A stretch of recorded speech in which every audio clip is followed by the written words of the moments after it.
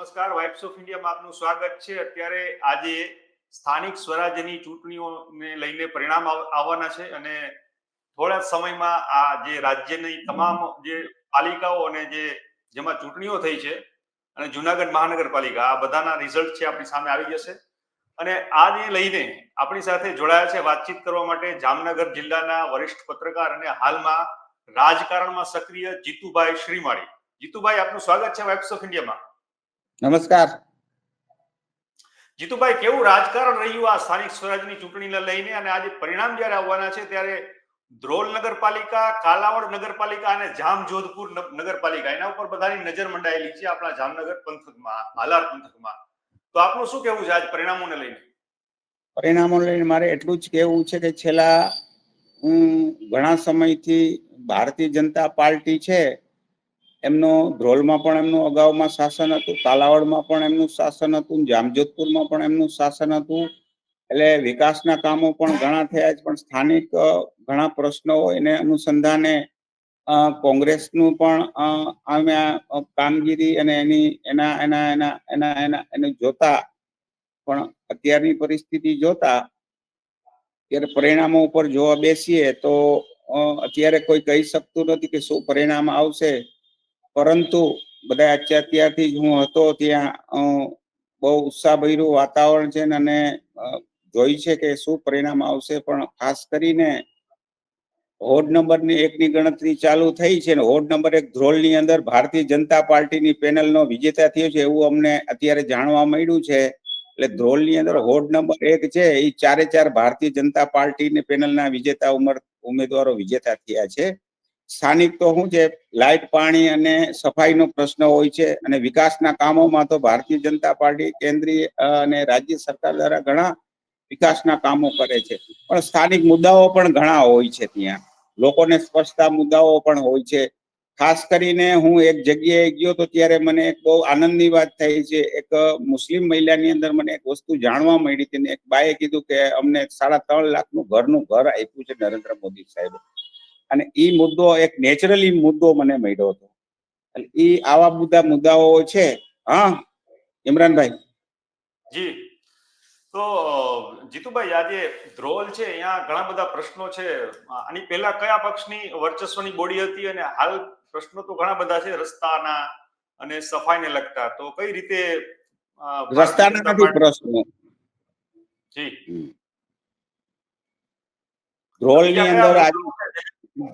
ધ્રોલની અંદર છેલ્લા ભારતીય જનતા પાર્ટીનું શાસન થયું હતું. એને પહેલા છેલ્લા 30 વર્ષથી કોંગ્રેસનું એકચક્રી શાસન હતું. 2007માં ભારતીય જનતા પાર્ટી આ શાસન તોડ્યું, કારણ કે તેમાં કોઈ કામ નહોતા કર્યા. અને 2007ની અંદર ધારાસભ્ય નહીં પણ રાઘવજી પટેલને ચૂંટણી ઇન્ચાર્જ બનાવ્યા હતા અને સખત મહેનતના અનુસંધાને વિકાસના કામો અને એકાત્રા પાણી વિતરણને લઈને અમે એક મુહિમ ઉપાડેલી હતી. એના અનુસંધાને ભારતીય જનતા પાર્ટીની બોડી આવી હતી. 2014માં પણ 2012માં પણ ભારતીય જનતા પાર્ટીની બોડી આવી હતી. 2017માં પણ ભારતીય જનતા પાર્ટીની બહુમતી સાથે બોડી આવી હતી. અને છેલ્લા 2 વર્ષનું શાસન જે છે એ વહીવટદારનું શાસન રહ્યું હતું. એના હિસાબે થોડુંક કામોની અંદર પ્રશ્નો રહ્યા હતા. છેલ્લે તો ભારતીય જનતા પાર્ટીના શાસન દરમિયાન છેલ્લા 7 થી 8 કરોડના પેવર બ્લોકના કામો થયા હતા. પરંતુ સ્થાનિક લેવલે જોડાક પાણીના પ્રશ્નો હતા, સફાઈના પ્રશ્નો હતા, લાઇટના પ્રશ્નો હતા.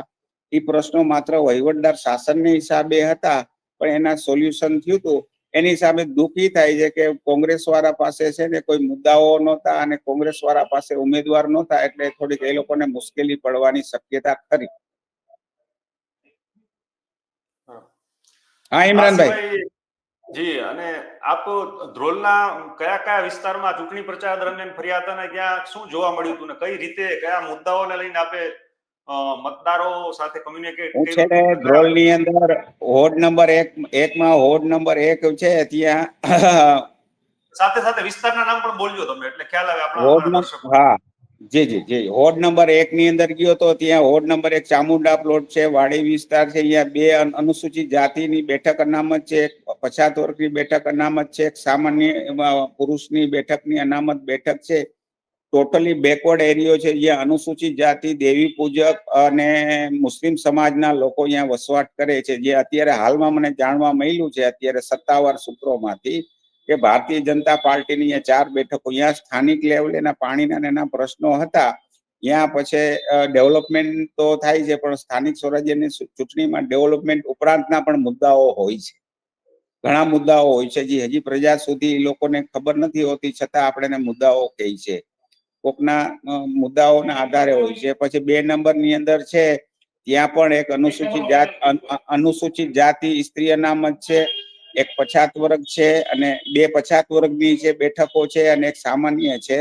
એની અંદર ચંદનવાસ છે, વાડી વિસ્તાર આવે, અતિત શેરી આવે છે અને આખો જોડિયાનો નાકાનો વિસ્તાર આવે. ખાસ કરીને આ વિસ્તારની અંદર કુંભાર જ્ઞાતિની વસ્તી છે, અનુસૂચિત જાતિની વસ્તી છે અને સતવારા સમાજની વસ્તી છે. અને વોર્ડ નંબર 3 ની અંદર છે તો ખાસ કરીને સતવારા સમાજની વસ્તી છે, મુસ્લિમ સમાજની વસ્તી છે અને ઉજળિયાત વર્ગ જેને સ્વર્ણ વર્ગ કહે છે એની વસ્તીઓ છે.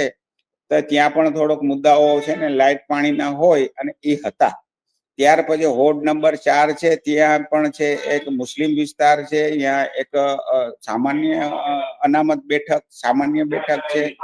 પછાત વર્ગની 2 બેઠક અનામત છે અને સ્ત્રી અનામત બેઠક હતી. અને એ ખાસ કરીને મુસ્લિમ વિસ્તારનો વિસ્તાર છે અને હિન્દુઓ પણ ત્યાં રહી છે. અને વોર્ડ નંબર 5 સારામાં સારી વસ્તુ ઇમરાનભાઈ તમને કહું, 2007 થી વોર્ડ નંબર 7 છે, ટોટલી છે ને 3250 નું મતદાન છે. તેની અંદર હિન્દુઓના 700 વોટ છે, બાકી બધાય છે મેમણ સહિત મુસ્લિમોના છે 1800 વોટ છે. પણ ભારતીય જનતા પાર્ટીમાં આ લોકોએ વિશ્વાસ કરીને છેલ્લા 4 ટર્મથી ભારતીય જનતા પાર્ટીના કોર્પોરેટરો, સદસ્ય, કાઉન્સિલરો ત્યાંથી ચૂંટાય છે. અને અહીંયા પણ મુદ્દો તો એક જ લાઇટ પાણીના મુદ્દા હોય તો જેનું સમાધાન જે તે કાળે ઓન ધી સ્પોટ થતું હોય છે. વોર્ડ નંબર 6 છે, થોડોક ટફ રહ્યો આ વખતે ભારતીય જનતા પાર્ટી માટે. પણ એની સામે જયારે વોર્ડ નંબર 6 છે એ ટોટલી પાટીદાર સમાજનો વિસ્તાર છે. અને પાટીદાર સમાજમાં ઉમિયા સોસાયટી આવે છે, ગજાનંદ સોસાયટી આવે છે, આંબેડકર નગર આવે છે, ચામુંડા નગર આવે છે, ખારવા રોડ આવે છે, દ્વારકાધીશ સોસાયટી આવે છે, તુલસી પાર્ક આવે છે, શિવમ પાર્ક આવે છે. આ વોર્ડ નંબર 6 ની અંદર મેજોરિટી છે પાટીદાર સમાજની છે. અને આ વખતે એવું થયું છે કે કોંગ્રેસ વાળાએ અહીંયા કોંગ્રેસ વાળાએ જે જનરલ બેઠક ઉપરથી એ લોકોને ઉમેદવાર ન મળ્યા, એટલે પાટીદાર સામે 2 અનુસૂચિત જાતિના ઉમેદવારો ઉભા રાખ્યા છે જનરલ બેઠક ઉપરથી. અને કોંગ્રેસે એક જ ખાલી ઉમેદવાર રાખ્યો છે પાટીદાર સમાજમાંથી, હિતેશ કાસુંદ્રાને.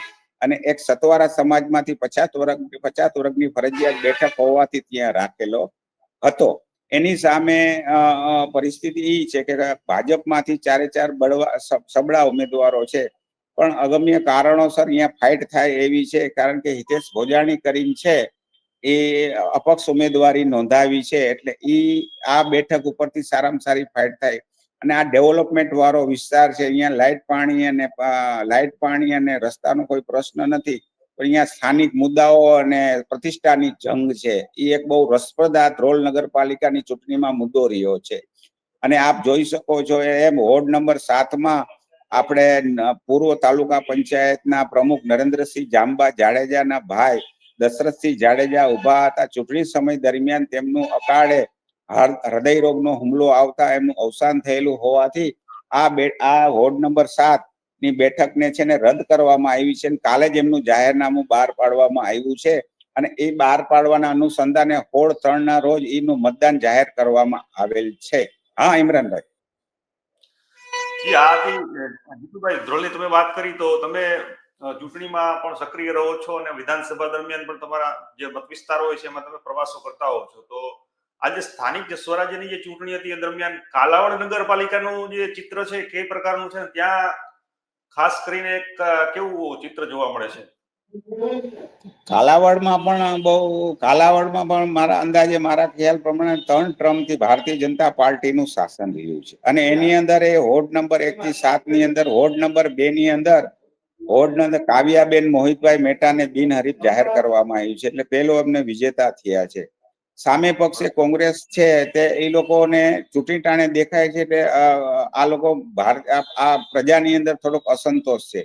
5 વર્ષ કામ નથી કરતા, પ્રજાના સેવક તરીકે કામ નથી કરતા, એવા મુદ્દાઓ પણ ઘણા ત્યાં આવ્યા. ત્યાં થોડો ઘણો પાણીનો પ્રશ્ન રહ્યો હતો અને લાઇટ પાણીનો પ્રશ્ન રહ્યો હતો, અને એ તો જનરલી સ્થાનિક સ્વરાજ્યની ચૂંટણીમાં રહેતો હોય, સ્થાનિક સ્વરાજ્યની ચૂંટણીમાં રહેતો હોય છે. આવું થાય છે. ઓલી વખતે ગત વખતે ત્યાં 19 બેઠકો આવેલી હતી, સોરી 17 બેઠકો આવી હતી 28 માંથી. અને 17 માંથી 13 બેઠકો કોંગ્રેસને મળેલ હતી. તેમાંથી એક વચમાં કોંગ્રેસના ઉમેદવારો જે છે એનું અકાળે અવસાન થતા પેટા ચૂંટણી થઈ હતી, ને એ બેઠક ઉપરથી ભારતીય જનતા પાર્ટીના હોડ નંબર 3 માંથી વિજેતા થયેલા હતા. એટલે કુલ ત્યાંની બહુમતીની સંખ્યા કાલાવડ નગરપાલિકાની અંદર 19 ની થઈ હતી. પણ ત્યાં ડેવલપમેન્ટ સારું થયું હતું, વિકાસના કામો ઘણા થયા હતા. અહીંયા રાજ્ય કક્ષા, જિલ્લા કક્ષાનું ફાયર સ્ટેશન પણ મંજૂર થયું છે. ત્યાં સ્પોર્ટ્સ સંકુલ પણ 8 કરોડના ખર્ચે મંજૂર થયું છે. નલ સે જલ યોજના હેઠળ ત્યાં 9 કરોડના કામો થયેલા છે. અને ત્યાં રોડ રસ્તાના પ્રશ્નો હતા, તો પણ છેલ્લે જે સ્વર્ણિમ મુખ્યમંત્રી શહેરી વિકાસ યોજના હેઠળ 10 કરોડ રૂપિયાના કામો ત્યાં થયેલા છે. પણ મુખ્ય મુદ્દો તો ત્યાં આટલો બધો વિકાસના કામો થયેલા હોવા છતાં પણ મુખ્ય મુદ્દો તો પાણીનો પ્રશ્ન રહેતો હોય છે. ક્યાંક ને ક્યાંક પરિસ્થિતિ એવી હોય છે કે જે સ્થાનિક લેવલે પાણીના મુદ્દાઓ હોય છે, પણ તેનું પછી કાળક્રમે સમાધાન થાય છે. હા મીરાન. જી જીતુભાઈ, અને જે જામજોધપુર નગરપાલિકાની આપણે વાત કરીએ કે ત્યાં કઈ પ્રકારનું વાતાવરણ જોવા મળે છે? આજે રિઝલ્ટનો દિવસ છે, શું થાય જામજોધપુર તાલુકો આખો જામજોધપુરની અંદર તો ત્યાં પણ સારું ભારતીય જનતા પાર્ટીનું શાસન હતું. અત્યારે તો કહી ન શકી, પણ અહીંયા ડેવલપમેન્ટ ને વિકાસના કામો ને સારી બોડી હતી ને સમજુ કાઉન્સિલો ચૂંટાયેલા હતા. એ મુદ્દાઓ ઉપરથી એ લોકોએ સારું કામગીરી થઈ. પણ આ વખતે શું થાય એ નક્કી નથી, કારણ કે ત્યાં બીજા ઘણા મુદ્દાઓ પણ હોઈ શકે છે. વિકાસની વાત કરીએ તો અહીંયા જામજોધપુરમાં વિકાસમાં કઈ ઘટે એમ નથી, પરંતુ છતાં સ્થાનિક મુદ્દાઓ પણ ઘણા આવતા હોય છે. ત્યાં બીજા મુદ્દાઓ પણ હોય છે, જ્યાં ઘણા પ્રશ્નો હોય છે. ક્યારેક ક્યારેક તો એવું થતું હોય છે, સ્થાનિક કાઉન્સિલરોનો અસંતોષ હોય છે, જ્યાં કામ ન કર્યા હોય એ અસંતોષ હોય છે. ક્યાંક ને ક્યાંક કોકના કામો ન થયા હોય એ અસંતોષ હોય છે. અપેક્ષાઓ સામે ક્યારેક કાઉન્સિલર કોઈ પણ જગ્યાએ પહોંચી નથી શકતો, તો એવા મુદ્દાઓ હોય છે. તો એવા મુદ્દાઓનું પછી અહીંયા સમાધાન થતું હોય છે. પણ મુશ્કેલી ઘણી પડે ક્યારેક ક્યારેક તો નગરસેવક છે, એ નગરસેવકની સક્રિયતા ઉપર આધાર રાખે છે. સરકાર તો ઘણું આપતી હોય છે, પણ નગરસેવકની ઇમ્પ્રુવમેન્ટ કે જે માર્કેટિંગ કરવાનું હોય છે, જે માર્કેટિંગ કે જે વિકાસના કામો જે કોઈ પણ કરે, કોંગ્રેસ કરતી હોય તો કોંગ્રેસ કરે, કોંગ્રેસ ભાજપ કરતી હોય તો ભાજપ કરતા હોય. પણ કાઉન્સિલરને હું તો એક જ કહીશ કે કાઉન્સિલરો હોય છે તેને પોતાનું માર્કેટિંગ કરવું જોઈએ. તેને પોતાના મત વિસ્તારમાં નગરસેવક તરીકે હોય તો તેમને પૂરેપૂરું પ્રજાનું જે તે હોદનું ધ્યાન રાખવું જોઈએ અને જાગૃતતા દાખલ કરવી જોઈએ. ખાસ કરીને કોંગ્રેસ હોય કે ભાજપ હોય, શિક્ષિત ઉમેદવારો હોય, સક્ષમ હોય અને જે લોકોની વચ્ચે રહેતા હોય તેને ટિકિટ તો આપેલી જ છે, પણ છતાં એ લોકોને ચૂંટે એટલે લોકોના કામ થઈ શકે, લોકો સુધી પહોંચી શકે.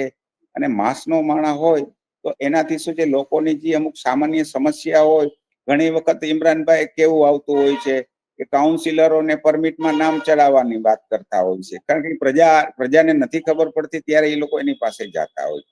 ઘણી જગ્યાએ વીજ બિલનો પ્રશ્ન હોય છે, ઘણી જગ્યાએ તો તમે જોવ તો અમને અનાજ નથી મળતું એના પણ પ્રશ્નો ક્યારેક ક્યારેક આવતા હોય છે. એ બધું એનું એક વર્કશોપ યોજીને ઘણા મુદ્દાઓ આવતા હોય છે. તો આ નગરસેવકો હું તો આ વાત કરું છું સમગ્ર ગુજરાત લેવલ કે આટલું ધ્યાન રાખવું જોઈએ. પ્રજાની કેટલી સમસ્યાઓ હોય છે અને સમસ્યાને વાચા આપવા માટે પણ પોતે ઘડાયેલો હોવો જોઈએ કે એની શું સમસ્યા છે ને એને ક્યાં સુધી પહોંચાડવાની છે ને સમસ્યાનું સમાધાન કેવી રીતના થઈ શકે. હા ઇમરાન. જી, ઓલ ઓવર આપણે વાત કરીએ તો આ વખતે ભાજપ માટે કોઈ પડકાર રહ્યા? ધ્રોલ છે કે કાલાવાડ છે કે જામજોધપુર છે? ચોક્કસ. સતત ભારતીય જનતા પાર્ટી પાસે એટલી બોડી ને એટલી સક્ષમ હોવા છતાં સતત ભારતીય જનતા પાર્ટી એક પાર્ટી એવી છે કે કાર્યકરોને, આગેવાનોને, ધારાસભ્યોને, હોદ્દેદારોને સતત 5 વર્ષ સુધી દોડાવતી પાર્ટી છે. છતાં એમની પાસે મુદ્દાઓ આવતા હોય છે. અને દુઃખી વાતનું છે, કોંગ્રેસનો જૂથવાદ, કોંગ્રેસ ચૂંટણી ટાણે આવી, લોકોને ગુમરાહ કરવા, નકર વાત નથી કરતી કે નકર કામગીરી નથી કરતી. એ વાતનું મને ક્યારેક ક્યારેક દુઃખ થાય છે. પ્રોપોગન્ડા ન ફેલાવાય. જે કામ ભારતીય જનતા પાર્ટી નથી કર્યું તો એ ડંકાની ચોટ ઉપર એને કેવું જોઈએ. અને જે એને કામ કર્યું છે આને દુઃખ થાય છે કે લોકો વિરોધ કરતાય નથી આવડતું. મુદ્દો સ્થાનિક સ્વરાજ્યની લેવલની ચૂંટણીમાં હોય, જ્યારે ગામ એક થતું હોય તો ભારતીય જનતા પાર્ટી ને કોંગ્રેસને એક થઈ જવું જોઈએ. પણ કોંગ્રેસ વાળા આ પણ નથી કરી શકતા. એટલે સ્થાનિક સ્વરાજ્યની ચૂંટણીમાં ભારતીય જનતા પાર્ટી પાસે વિકાસના કામો તો કરોડો અબજો રૂપિયાના થયા છે. એ મુદ્દાઓ પણ નથી આવ્યા. પણ ક્યાંક ને ક્યાંક પાણીનો પ્રશ્ન આવ્યો છે, લાઇટનો પ્રશ્ન આવ્યો છે, સફાઈનો પ્રશ્ન આવ્યો છે.